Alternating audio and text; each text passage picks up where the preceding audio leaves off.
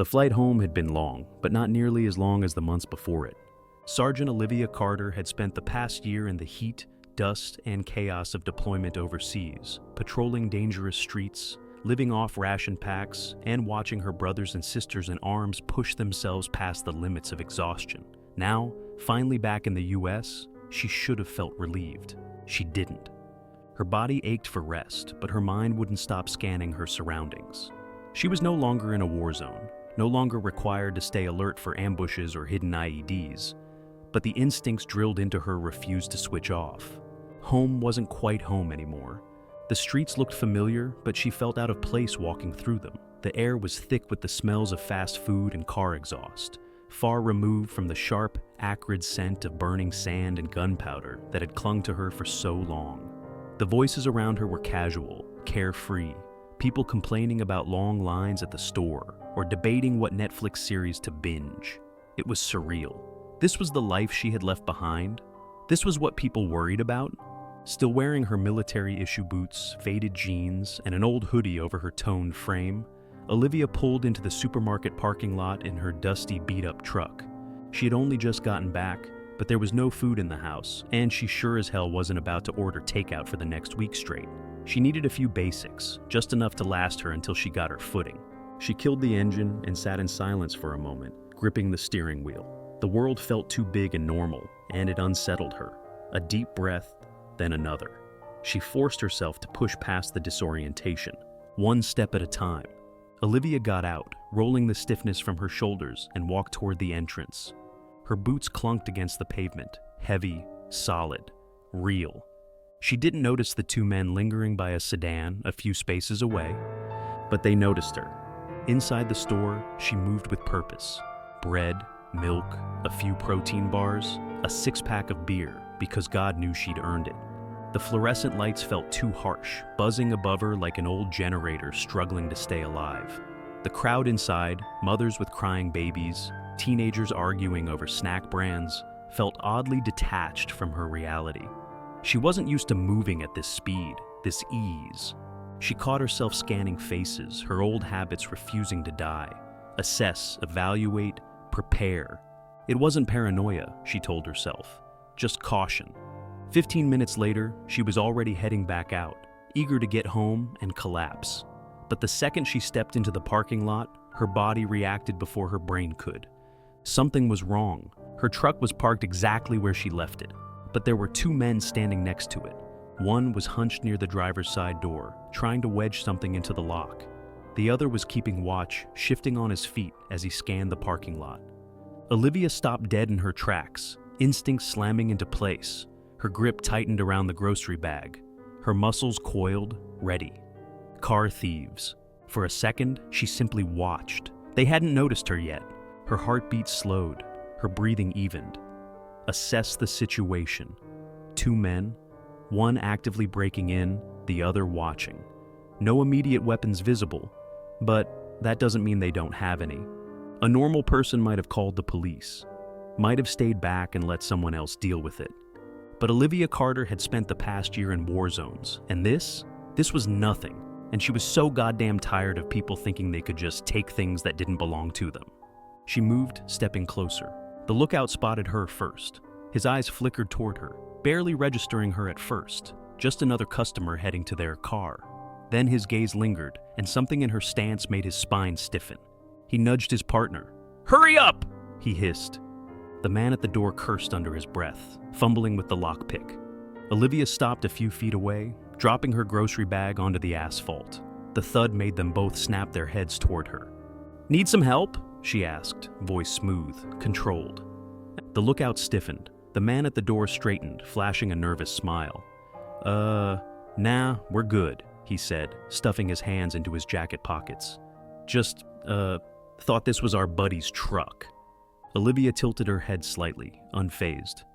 "Your buddy's truck?" she repeated, her eyes narrowing. "Yeah," the man said, nodding too quickly. "Must have mixed up the parking spots."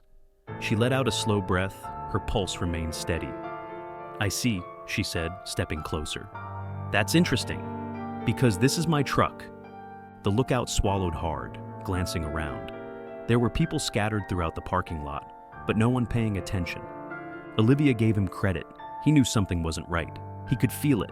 The other one, though, he was still trying to play it cool. Well, he chuckled nervously. That's awkward, huh? Guess we made a mistake.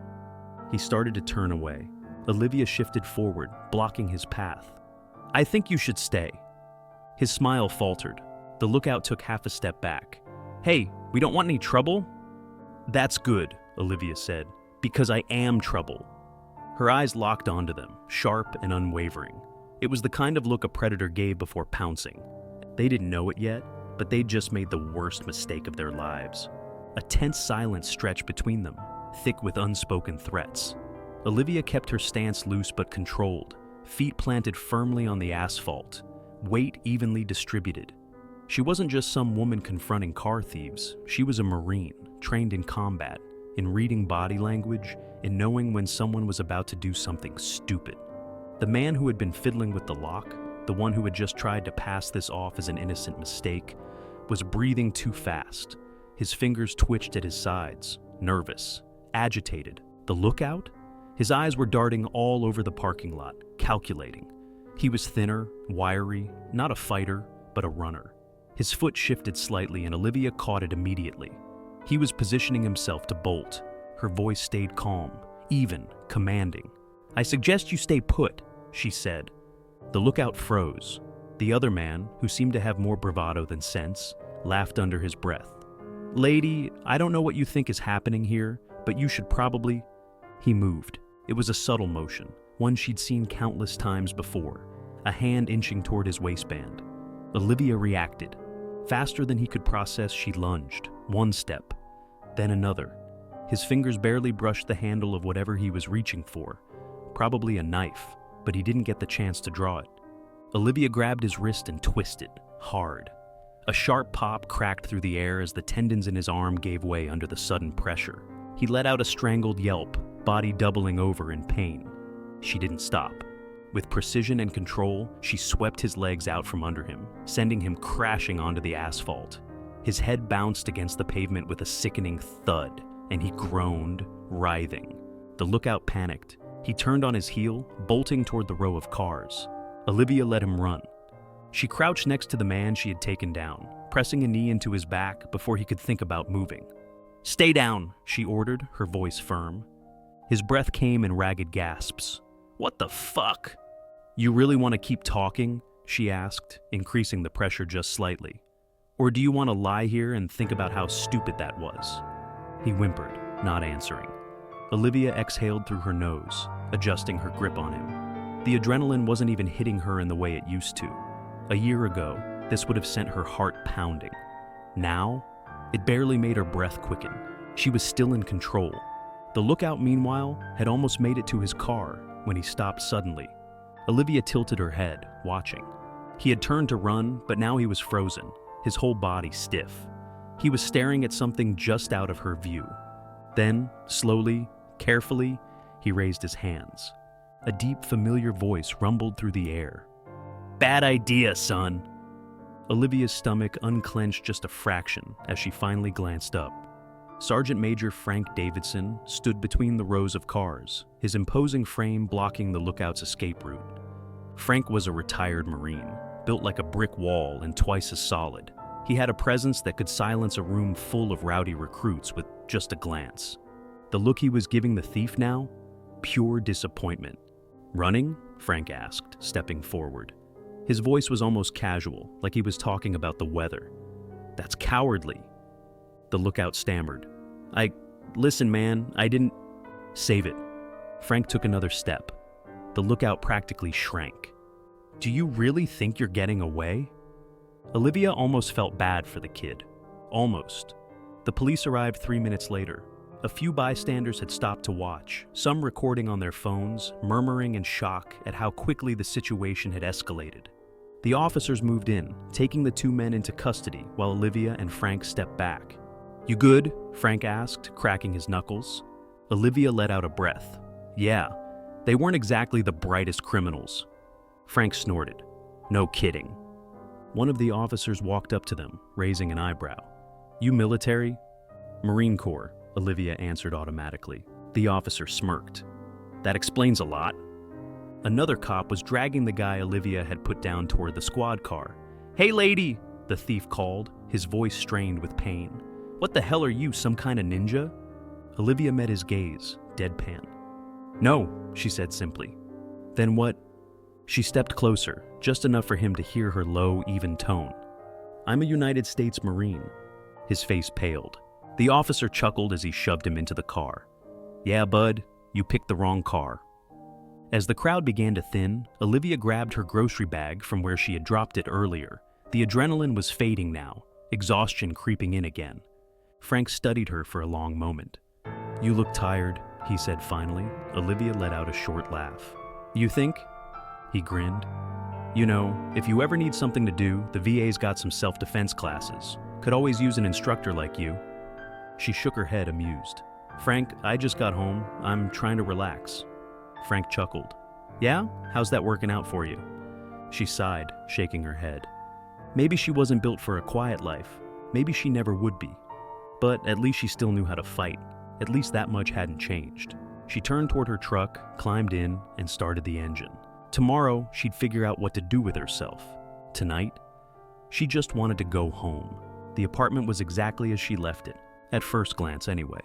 Olivia had spent years in places where the smallest details meant life or death. An out-of-place footprint, a freshly moved rock, a door slightly ajar when it had been shut the night before. And now, standing in the dim glow of her living room, every alarm in her head was going off. The air felt wrong, stale, stagnant. Someone had been inside. She set her grocery bag down carefully, her hand subtly shifting to the concealed knife she always carried, clipped to her waistband. Slowly, she moved through her apartment, scanning. Nothing stolen, nothing broken, but everything was off. Her couch cushions had been shifted. Her bookshelf was slightly moved away from the wall, almost like someone had checked for a hidden compartment. Her stomach knotted. This wasn't a burglary. Someone wasn't here to steal her TV or her laptop. They had been looking for something specific. And then she saw the sticky note on the fridge. "You should have stayed retired." Her breath caught in her throat. A warning. What the hell is going on? Her fingers tightened around the handle of her knife, body coiled, senses sharp. But as the minutes stretched on in silence, no one was waiting for her. Whoever had been here was long gone, for now. She sat at her kitchen table, staring at the old military challenge coin she'd found on her truck's dashboard earlier. It wasn't hers. The engravings weren't familiar, but the symbol on the back made her stomach drop. A black skull surrounded by the words, "Forgotten soldiers, no names, no graves." It wasn't an official unit. Hell, it wasn't a real unit at all. But she'd heard whispers of it during her last tour overseas. A black ops division that handled the jobs no one wanted to talk about. Men who didn't officially exist. Missions scrubbed from records. Why the hell would someone leave this for me? She pulled out her phone and scrolled to the one person she knew would have answers. Sergeant Major Frank Davidson. The call rang twice before he picked up. "Carter," he greeted, his tone casual, but Olivia wasn't in the mood for small talk. "I need you to tell me everything you know about a group called the Forgotten Soldiers." Silence. Then, "Where the hell are you right now?" She met Frank an hour later at a bar outside town. It was nearly empty, just a few tired old men nursing whiskey glasses, lost in their own ghosts. Frank had been waiting for her, a beer in one hand, his usual unreadable expression locked in place. "Tell me what's going on," she said, sliding into the booth across from him. He sighed, rubbing a hand down his weathered face. "Damn it, Olivia." "That bad?" "Worse." She placed the coin on the table. "Found this in my truck after I stopped those idiots from breaking into it. Someone was looking for something." Frank didn't touch the coin, didn't even glance at it. Instead, he took a long sip of beer and shook his head. "You should walk away from this," he said. She stiffened. "Walk away from what, Frank? You're talking in riddles." He exhaled heavily, eyes dark and heavy, with something close to regret. "Those boys who tried to steal your truck, they weren't just car thieves." Olivia's blood ran cold. "They weren't stealing your truck," Frank continued. "They were searching it." "For what?" she asked, pulse pounding. He looked at her, eyes serious, grave. "That's the problem, Carter. I don't think you even know." Frank leaned in, lowering his voice. "Years ago, there was an operation. Off the books, deep cover." "The Forgotten Soldiers?" Olivia guessed. He nodded. "These weren't normal troops. They were sent on missions no one wanted to admit existed. Extraction jobs, assassinations, covert surveillance on American soil. If they were caught, the government would deny they ever existed." "And?" Olivia pressed. Frank hesitated. "The mission went south. Someone disappeared with classified intelligence. Intelligence that could burn a lot of important people." Olivia frowned. "And you think, what? That I have it?" "That's what they think," Frank muttered, nodding toward the challenge coin. "Someone left that for you as a message." "Who?" Frank let out a dry chuckle. "Kid, if I knew that, I wouldn't be sitting here having this conversation with you." She ran a hand through her hair. "This was insane. I just got home, Frank. I don't have anything. I didn't even know about any of this until tonight." "That doesn't matter," he said. "To them, you're a loose end, and in their world, loose ends get cut." Her hands curled into fists on the table. "Who else knows about this?" Frank exhaled. "I don't know, but if someone broke into your place, they already think you're involved, and you know what happens next." She did. They wouldn't stop until they found what they were looking for, and if Olivia couldn't give them answers, they'd erase her. "I need to find out who's behind this," she said, voice like steel. Frank smirked. "That's the Carter I remember." He finished his drink and stood. "You're gonna need backup." That night, Olivia didn't go home. She drove through back roads, eyes constantly checking her mirrors, paranoia creeping in. Someone had set her up. Someone thought she had something valuable, and someone was watching her.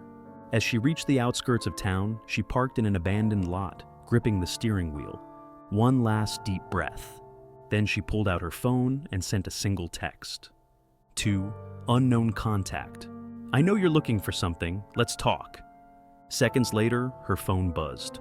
No number, no name, just 3 words. "It's too late." She swallowed hard, because suddenly she wasn't sure if they were warning her or threatening her.